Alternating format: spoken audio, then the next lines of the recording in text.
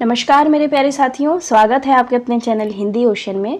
जैसा कि आप स्क्रीन पर देख पा रहे होंगे कि आज हम लोग जिंदगी नामा उपन्यास पढ़ेंगे। कृष्णा सोबती जी का ये उपन्यास है और सभी अभ्यर्थियों को पता ही है कि हम लोग सिलेबस के अनुसार जितने भी उपन्यास आपके सिलेबस के अनुसार क्रम के अनुसार लगे हुए हैं, उसी क्रम में आगे बढ़ते हुए आज हम लोग को जिंदगी नामा उपन्यास पढ़ना है। तो जितने भी जैसे परीक्षा गुरु है, देवरानी जेठानी की कहानी है, गोदान है, ठीक है, राग दरबारी है, या फिर आपके जितने भी उपन्यास लगे हुए हैं वो सब पढ़ चुके हैं और आज हम लोगों को जिंदगी नामा उपन्यास के बारे में पढ़ना है। तो चलिए बिना वक्त का ज़ाया किए शुरू करते हैं पढ़ना। जिंदगी नामा उपन्यास की लेखिका कृष्णा सोबती हैं, ये तो सभी को पता है। इनका जन्म 18 फरवरी 1925 को होता है। इनका क्रम जरूर याद कर लीजिए। जितने भी लेखक आपके सिलेबस में लगे हुए हैं, चाहे वो उपन्यास के हों या आपकी कविता के हों या फिर आपके कहानी के हों, सभी लेखक आपके इम्पॉर्टेंट हैं, क्योंकि आपके अगर सिलेबस में लगे हुए हैं तो उनका जन्म आपसे अक्सर परीक्षा में पूछा जाता है। तो ठीक है, तो उनका जन्म आपको हमें याद रखना चाहिए। 1925 में इनका जन्म होता है। गुजरात पाकिस्तान में इनका जन्म हुआ था। हिंदी कथा साहित्य में कृष्णा सोबती अपनी संयमित अभिव्यक्ति एवं सुथरी हुई रचनात्मकता के लिए जानी जाती हैं। कृष्णा सोबती ने अपनी लंबी साहित्यिक यात्रा में हर नई कृति के साथ अपनी क्षमताओं का अतिक्रमण करते हुए हिंदी की कथा भाषा को एक विलक्षण ताजगी प्रदान की है। उनके रचना संसार की गहरी सघन इंद्रियता और लेखकीय अस्मिता ने एक बड़े पाठक वर्ग को अपनी ओर आकृष्ट किया। 25 जनवरी 2019 ईस्वी को नई दिल्ली में इनका निधन हो गया। तो याद रखिएगा, इनका भी हाल फिलहाल में 2019 में इनका निधन हो गया था दिल्ली में। ठीक है, कृष्णा सोबती द्वारा रचित उपन्यास जिंदगी नामा, इसका समय याद कर लीजिएगा। प्रकाशन वर्ष 1979 अर्थात 1979 ईस्वी में ये प्रकाशित हुआ था। 1980 ईस्वी में इसके लिए उन्हें साहित्य अकादमी पुरस्कार भी प्रदान किया गया। तो याद करिएगा कि 1979 में ये प्रकाशित हुआ था और 1980 में साहित्य अकादमी पुरस्कार इनको दिया गया था। गोपाल राय के अनुसार गोपाल राय ने इस उपन्यास के बारे में अपने अभिव्यक्ति दी है और कहा है कि जिंदगी नामा 20वीं शताब्दी के प्रथम 15 वर्षों में पंजाब के किसानों ग्रामीणों के जीवन का चित्रण है। यह जिंदगी निखालिस यथार्थ के रूप में सामने आती है। पंजाब, यहाँ पर ना खाली होना चाहिए, थोड़ा सा गलत लिखा हुआ है, वही मैं देख रही थी। ना खाली, यह जिंदगी ना खाली यथार्थ के रूप में सामने आती है। पंजाबी किसानों की मेहनत मशक्कत से भरी अक्खड़ संतुष्ट और मुक्त जिंदगी, जिसमें महाजन का शोषण और पुलिस का आतंक भी कोई ज्यादा हलचल नहीं पैदा करता। तो ये वक्तव्य है किसका? गोपाल राय का। ठीक है, जिंदगी नामा कृष्णा सोबती की कलम से उतरा एक ऐसा उपन्यास है जो सचमुच ही जिंदगी का पर्याय है। इसमें ना कोई नायक है और ना ही खलनायक। जब आप इसकी भूमिका पढ़ते हैं तो आपको ये देखने को मिलता है कि ना इसमें कोई नायक है ना खलनायक। चारों ओर बस जिंदा दिल और जाबाज लोग ही लोग हैं। ये वे लोग हैं जो हिंदुस्तान की ड्योढ़ी पंचनद पंजाब पर जमे बसे सदियों तक बाहरी आक्रमणकारियों से लड़ते भिड़ते रहे, फिर भी खेतों में फसलें उगाते रहे और उसकी सौंधी महक पर अपनी जिंदगी लुटाते रहे। खेती की जमीन किसानों की होकर भी उनकी नहीं है। वही जमीन शाहों मतलब जमींदारों की नहीं है, मगर उनके हाथों में है। शोषण के इसी रूप को उपन्यास में उजागर किया गया है। जिंदगी नामा उपन्यास की सबसे बड़ी विशेषता यह है कि इसके पन्नों में बादशाह और फकीर, शहंशाह और किसान सभी एक साथ खेतों की मुंडेरों पर खड़े दिखाई देते हैं।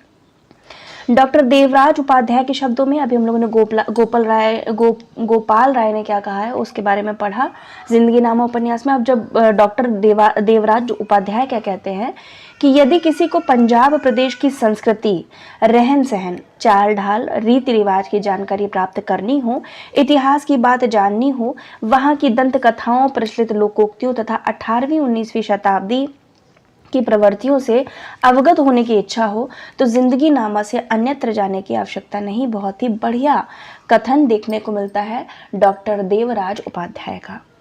ठीक है, इसको एक बार और पढ़ लीजिएगा। ठीक है, पीडीएफ आपको मैं दे रही हूँ और कोशिश करूँगी कि सारे ही पीडीएफ आपको जब उपन्यास की श्रृंखला खत्म हो जाएगी, आपके ज़्यादा नहीं, 1-2 उपन्यास और बच्चे हैं, जैसे लास्ट में आपका धरती धन्ना अपना, आपका बंटी, तो ये सारे उपन्यास जैसे ही खत्म होंगे वैसे ही मैं आपको सारे के सारे पीडीएफ फ्री ऑफ कॉस्ट इसी चैनल में हिंदी चैट ओशन में सेंड कर दूँगी। ठीक है। उसमें आपकी क्विजेस भी होती हैं। तो प्राइवेट समूह है जिसको सच में अच्छे से मेहनत करनी है, बिल्कुल भी कामचोरी नहीं दिखानी है, ठीक है, तो उनका स्वागत है हमारे टेलीग्राम चैनल पर, ताकि आप अपनी तैयारी का मूल्यांकन भी साथ में करते चलिए। अब जब देवराज उपाध्याय का पढ़ लिया, गोपाल राय का कथन पढ़ लिया, अब डॉक्टर रामचंद्र तिवारी क्या कहते हैं इस उपन्यास के बारे में। बहुत सारे लोगों ने जिंदगी नामा उपन्यास पर अपनी अपनी अभिव्यक्ति दी है। ये कहते हैं कि इस उपन्यास की सबसे बड़ी कमजोरी यह है कि इसमें सब कुछ बेतरतीब और अनियंत्रित है। कथा विन्यास में कसावट का नितांत अभाव है। इसकी भाषा में पंजाबीपन इतना अधिक है कि कहीं कहीं हिंदी का सामान्य पाठक विचलित हो जाता है। पूरा उपन्यास हिंदी उपन्यास के वर्तमान ढांचे के लिए चुनौती बनकर उपस्थित हुआ है। ये थोड़ा सा रामचंद्र तिवारी एक नकारात्मक दृष्टिकोण लेकर के आते हैं, लेकिन ऐसा सच भी है, क्योंकि अगर आप उपन्यास पढ़ेंगे, आप अभी नए नए पाठक हैं और आपने अगर सीधे जिंदगी नामा उपन्यास उठा लिया तो आपको अरुचि पैदा हो जाएगी उपन्यास पढ़ने से ही, क्योंकि इसमें यदि आप हिंदी भाषी हैं तो आपको पंजाबी के बहुत सारे शब्द मिलेंगे जिससे आपका मन विचलित भी हो सकता है। ऐसा कथन कहते हैं रामचंद्र तिवारी।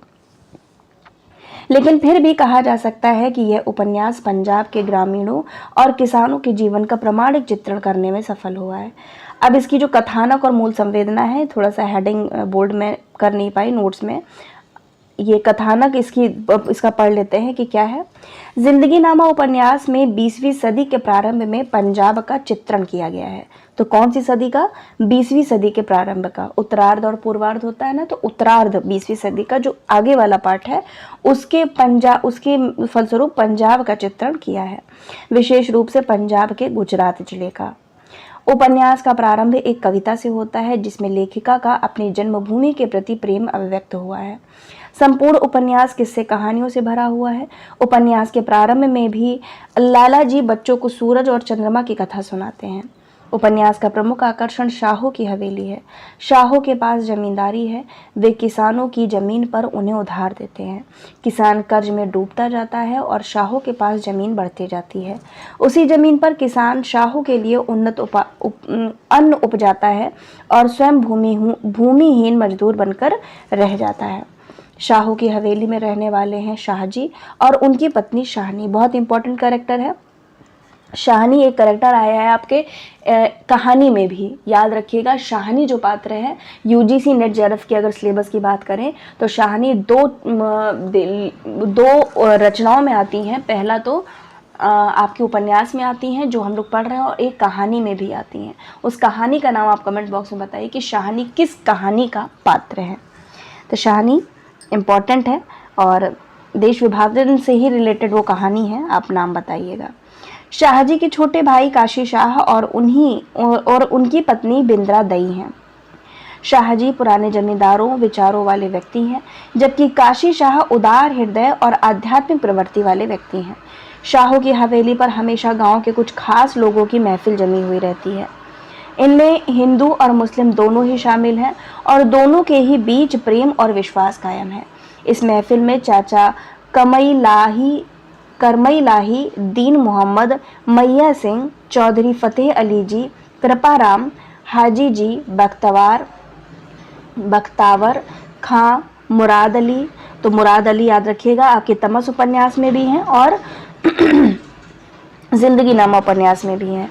गुरुदत्त सिंह, नत्थ सिंह, मौलवी इल्मदीन, मौला दाद जी, मिये गंडा सिंह, ताया तैफूल सिंह आदि लोग शामिल हैं। मैंने आपको जिंदगी नामा उपन्यास, झूठा सच उपन्यास और आपका तमस उपन्यास, ये तीनों ही देखा जाए तो देश विभाजन की पृष्ठभूमि पर लिखे गए हैं। तो इन तीनों के जो पात्र हैं, क्योंकि पंजाबी भाषा का यूज़ हुआ ही है, सबसे ज़्यादा तो इस्तेमाल हुआ है इस जिंदगी नामा उपन्यास में, तो जितने नाम आते हैं ना, जैसे पंजाबियों के नाम हैं, जितने भी पात्रों के नाम हैं, मैंने अलग अलग करके वो वीडियो भी बनाया था। दृष्टि पब्लिकेशन की बुक आती है, उसमें बहुत ही अच्छी तरीके से सेग्रीगेट करके मैंने आपको एक वीडियो में सभी पात्रों के नाम बता दिए थे ताकि आपको कन्फ्यूजन ना हो। एक साथ चाहें तो आप लिख भी सकते हैं अपने नोटबुक में। यह महफिल अधिकांशतः शाहों की खुशामद करती रहती है, लेकिन कभी कभी बातों बातों में कोई ऐसी बात भी निकल आती है जो शाहों के लिए आरुचिकर और गांव लोगों के लिए हित की होती है। शाहजी ऊपरी तौर पर किसानों के हितैषी बने रहते हैं, जैसे गोदान में राय साहब होते हैं ना, ऊपरी तौर पर किसानों के हितैषी हैं, लेकिन कितना उनका खून चूसते हैं, और इतना ज़्यादा खून चूसते हैं कि अंततः होरी जो उनका बहुत ही सगा होता है एक तरीके से, उनके जो नाटक मंडली होती है उसमें एक किसान का माली का रोल भी करता है, लेकिन अंततः उसको क्या मिलता है? मौत। तो जो इसमें शाहजी हैं वो बताते हैं, वो उनके ऊपर में बताया गया है कि शाहजी ऊपरी तौर पर किसानों के हितैषी बने रहते हैं, लेकिन भीतर ही भीतर शोषण का व्यापार चलता रहता है। गांव में जाति और पेशे के आधार पर लोगों की हस्तियां हैं। गांव के बहुत सारे जट युवक अंग्रेजी फौज में भर्ती हैं। फौज के किस्से, अदालती मुकदमों के विमर्श और कहीं कहीं मिठाइयों की किस्म पर भी लंबा वार्तालाप किया गया है। प्रधानक शाहजी अंग्रेजी हुकूमत के कानून और व्यवस्था में विश्वास व्यक्त करते हैं, जबकि काशी शाह सरकार और सामंतों की दमनकारी नीति का विरोध करते हुए नजर आते हैं। गांव में चोरी डकैती की घटनाएं घटती रहती हैं। आपसी रंजिश को लेकर हत्याएं भी होती हैं। पुलिस प्रशासन और शाहजी के बीच सदैव ही संबंध मधुर रहते हैं, क्योंकि शाहजी सरकारी लोगों की तरफदारी करते हैं। कथानक के बीच बीच में विविध प्रसंग या छोटी कथाएं चलती रहती हैं, जिसमें धार्मिक सद्भावना, गांवों के लोगों का चाल चलन, राजनीतिक दांवपेच, प्रथम विश्व युद्ध की घटनाएं, अंग्रेजों की नीतियां आदि प्रमुख हैं। उपन्यास में गांव के लोगों पर आर्य समाज और ब्राह्मण वर्ग के लोगों के प्रभाव को भी दर्शाया गया है। उपन्यास में वर्णित पंजाब के सामान्य लोग ही इस उपन्यास के नायक हैं, जो हर हाल में अपने खुश रहने का जरिया ढूंढ ही लेते हैं। अब अगली हेडिंग है, इसमें कुछ कुछ गीत आए हैं। तो इसमें लिखा हुआ संपूर्ण उपन्यास पंजाबी लोक गीतों और विविध अवसरों पर गाए जाने वाले कवित्वों से भरा हुआ है। कुछ निम्नलिखित है, तो ये कवित्व दिए गए हैं और पूछे भी जा सकते हैं पेपर में कथन के रूप में। मैं सूरज अगन जलाऊंगी, मैं प्यारा यार मनाऊंगी, सात समुंदर दिल के अंदर मैं दिल से लहर उठाऊंगी। जिंदगी नामा उपन्यास से ये गीत लिया गया है। नौरंग चूड़े वालिया मेरी जच्चा रानिया, सूहे जोड़े पहन सुहागना, मोतियों मांग सजावनी, बैठ अंगना गोद भरावनी, मेरे लाल जियो लख साल जियो। अगला है, वाह वारी वाह वाह की पुल अजवायन का, यही वाह काकी वारी वाह वाह की नखरा नायन का। अगला है, एक मिट्ठी जोड़ी इशक दी चन्ना, दे कंडे खेल गई एक डाडी बाजी इशक दी। जो केले के पात पात में पात, जो कवियों की बात बात में बात, जो गधे की लात लात में लात, त्यों हिंदुओं की जात जात में जात। तो ये कुछ 5-6 गीत हैं, इनको आप एक बार और रिवीजन कर लीजिएगा। जिंदगी नामा उपन्यास में ये लोकगीत आए हैं। अब संक्षेप में उपन्यास की महत्वपूर्ण घटनाएं देख लेते हैं कौन कौन सी हैं। सबसे पहले शाहनी द्वारा पुत्र प्राप्ति की मन्नत मांगना। शाहनी को कोई पुत्र नहीं होता है, तो उपन्यास का प्रारंभ यहीं से होता है। शाहनी द्वारा पुत्र प्राप्ति की मन्नत होती है। गांव में चोरी डकैती की घटनाएं और शाहजी तथा थानेदार सलामत अली के संबंध इसमें दिखलाए जाते हैं। शाहों द्वारा किसानों का शोषण करने की प्रथा हुई लिखत, शाह के हाथ की तो जट कहे सो झूठ, जो शाह कहे सो सच। तो ये पंजाबी शब्दों में देख सकते हैं आप कि किस प्रकार से वक्तव्य कहे गए हैं। राबिया फतेह और शीरी का कामकाज के लिए शाहों की हवेली पर आना जाना, राबिया का शाहजी की तरफ आकर्षण होना। तो याद रखिएगा, राबिया का आकर्षण रहता है किसकी तरफ? शाहजी की तरफ। लेकिन पत्नी कौन है? शाहनी है। शाहजी की महफिल में अंग्रेजी हुकूमत और अंग्रेजी सेना में भर्ती पंजाबी लोगों की बातें। शाहजी और शाहनी के लाली शाह पुत्र होना। याद रखिएगा, शाहनी और शाहजी के पुत्र का नाम लाली शाह है। लाली शाह और राबिया में भाई बहन जैसी घनिष्ठता स्थापित होना। तो लाली शाह और राबिया में कैसा? भाई बहन जैसा घनिष्ठता स्थापित हो जाती है। शेरे और फतेह का प्रेम प्रसंग। शेरे भी आपका पात्र आया है, शाहनी भी पात्र है उस कहानी में। ठीक है, कहानी आप कमेंट बॉक्स में बताइएगा कि वो कहानी कौन सी है जिसमें शाहनी और शेरे दोनों ही पात्र आए हैं और इस उपन्यास जिंदगी नामा उपन्यास में भी आए हैं। तारे शाह और बरकती का प्रेम प्रसंग। गांव में आर्य समाज के कार्यकर्ताओं द्वारा वैदिक धर्म का प्रचार प्रसार करना। भगवान पांडा ब्राह्मण पंडितों द्वारा उनका विरोध किया जाना। अगला है, शाहजी की महफिल में सांप्रदायिक भेदभाव और किसानों के हक की बातों के स्वर उठाना शुरू होना।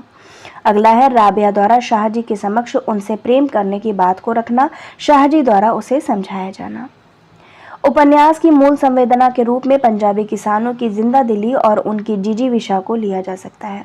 उपन्यास में पात्रों की संख्या अधिक है, लेकिन ये सारे पात्र सर्वसाधारण की वह भीड़ है जो हर काल में, हर गांव में, हर पीढ़ी को सजाए रखती है। इन लोगों को अपने जीवन में कोई शिकायत नहीं है। इन्हें केवल एक ही इच्छा है कि जिस जमीन पर ये लोग अपना खून पसीना एक कर फसल उगाते हैं, उस पर इनका अपना अधिकार हो। उपन्यास में यह भावना व्यक्त की गई है कि जनता जड़ की तरह है। अगर शासक वर्ग जनता का दिल दुखाता है तो वह लंबे समय तक अपने अस्तित्व को सुरक्षित नहीं रख सकता। जिंदगी नामा उपन्यास कथ्य और शिल्प का नया प्रतिमान है। संपूर्ण उपन्यास में पंजाबी भाषा और क्षेत्र विशेष की बोली के शब्दों का बहुतायत रूप से प्रयोग किया गया है।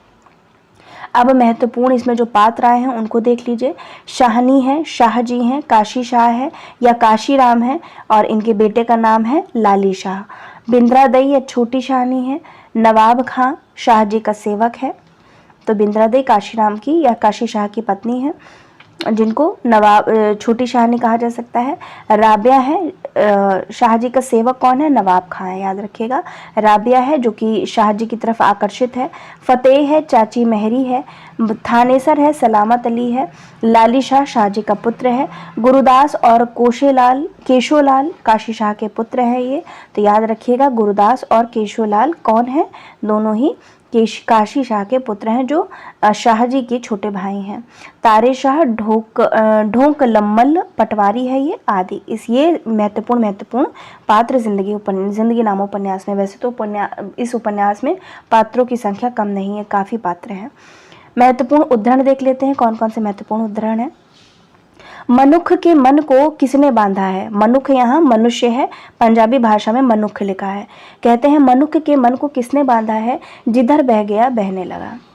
अगला है शाह जितना हाथ फैलाए वो उसका, जट जितना पसीना बहाए सो उसका। फरमान अली का कथन है। याद रखो जमीन अल्लाह की है, अल्लाह जिसे चाहता है उसे उसका वारिस बनाता है। मुंशी इल्मुद्दीन का कथन है। बगावत की मरहम पट्टी तो कोई हुकूमत नहीं करती, जो सिर उठाएगा कुचला जाएगा। कृपाराम का कथन है। एक यह दिल है जो जान से सौदाई है, एक तुम हो कि ना मिलने की कसम खाई है। मौला दादजी का कथन है। हुकूमत के ये ही दो जरूरी काम हुए, जहांगीरी और जहांदारी। शाहजी का कथन है ये। अगला है इश्क और अकल में जिद है, जो कुछ अकल में ना आवे वह काफिर इश्क कर दिखाए। फतेह अली जी का कथन है। रियाया जड़ की तरह है और बादशाह दरख्त की तरह, और दरख्त जड़ से ही मजबूत होता है। ए मेरे प्यारे बेटे, जहाँ तक बन सके रियाया का दिल मत दुखाना, और अगर तू ऐसा करेगा तो अपनी जड़ खो देगा। ख्वाब में मुल्क को आबाद वही देखता है जो लोगों के दिल गुलजार रखता है। जुल्म से खराबी बदनामी होती है, जुल्म के जरिए रियाया को तबाह करना ठीक नहीं, इसलिए कि वही हुकूमत को पनाह देने वाली है। काशी शाह का कथन है। ठीक है, तो ये महत्वपूर्ण उद्धरण भी हम लोगों ने पढ़ लिए हैं। आशा करती हूँ कि आपका ये वीडियो थोड़ा बहुत तो हेल्पफुल रहेगा ही, क्योंकि उपन्यास जब तक आप नहीं पढ़ लेते हैं तब तक मूल टेक्स्ट को पढ़ना बहुत ज़रूरी हो जाता है, परंतु अभी समय कम है। तो कोशिश कीजिए कि जितना मैंने मूल टेक्स्ट पढ़ाया हुआ है, चाहे वो निबंध हो, चाहे वो कहानी हो, या फिर यूनिट 10 में भी मैंने 1-2 आपको अन्य गद्य विधाएँ पढ़ाई हैं, और उपन्यास में मैंने आप लोगों को गोदान हो गया और आपका 1-2 उपन्यास पढ़ा है, उनको चेक करना पड़ेगा। उसको आप पढ़ लेंगे तो भी आपका काफ़ी मूल टेक्स्ट रेडी हो जाएगा, और आप अगर चाहें तो अपने फ्री टाइम में भी मूल टेक्स्ट को पढ़ सकते हैं। ठीक है, तो कोशिश कीजिए कि प्रैक्टिस अभी ज़्यादा ज़रूरी है। आदिकाल, भक्तिकाल, रीतिकाल, आपकी इकाई 5 से लेकर इकाई 10 तक की जितनी भी कविता, कहानी, नाटक, उपन्यास, अन्य गद्य विधाएँ लगे हैं, उनको पढ़ना ज़रूरी हो जाता है, और रिवीजन करना बहुत ज़्यादा ज़रूरी हो जाता है। तो रिवीजन करते रहिए। हाँ, मिलते हैं अगले वीडियो के साथ में। तब तक सभी अभ्यर्थियों का हृदय की गहराई से प्रेमपूर्वक धन्यवाद।